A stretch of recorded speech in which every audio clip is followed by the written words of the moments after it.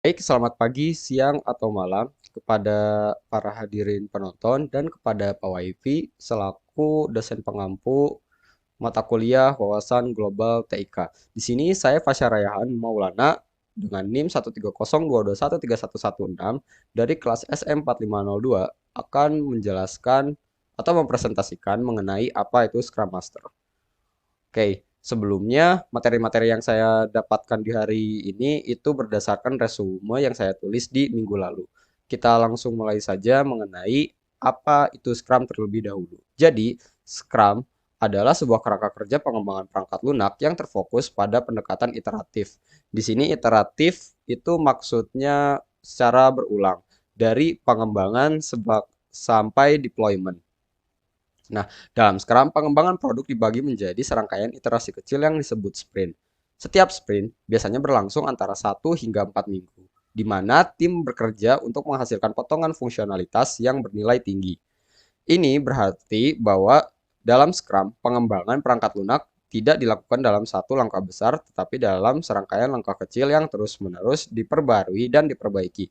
Dalam pendekatan ini, tim dapat lebih cepat merespon perubahan kebutuhan pelanggan dan menghasilkan produk yang berkualitas. Yang berarti Scrum Master adalah orang yang ahli dalam bidang-bidang yang telah saya didefinisikan sebelumnya. Lalu, apa saja tanggung jawab Scrum Master? Nah, yang pertama itu ada bekerja sama dengan product owner untuk memastikan backlog produk terdefinisi dengan baik dan diprioritaskan.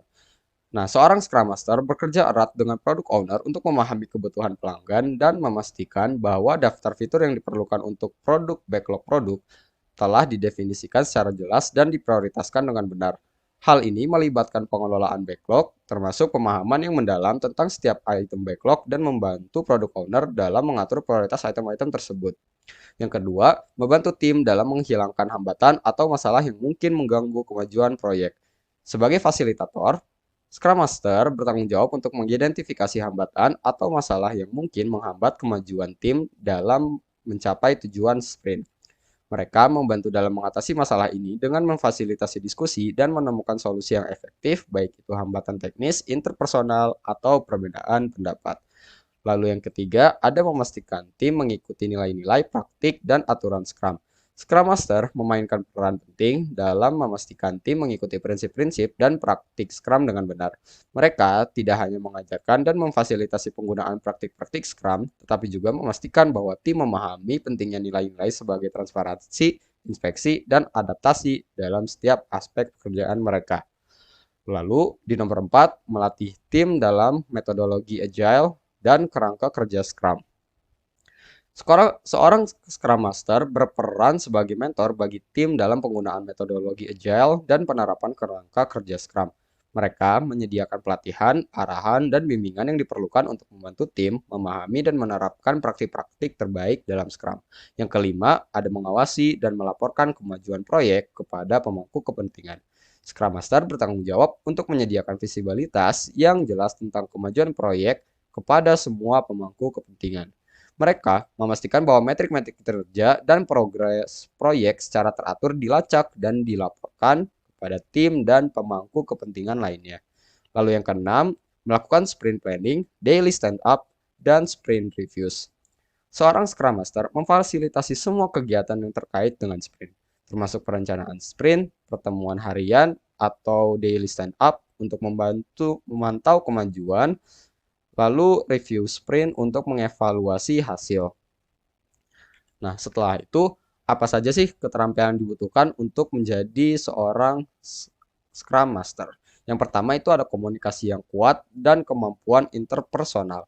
Seorang Scrum Master harus memiliki kemampuan komunikasi yang baik dan dapat berinteraksi dengan beragam anggota tim dan pemangku kepentingan proyek.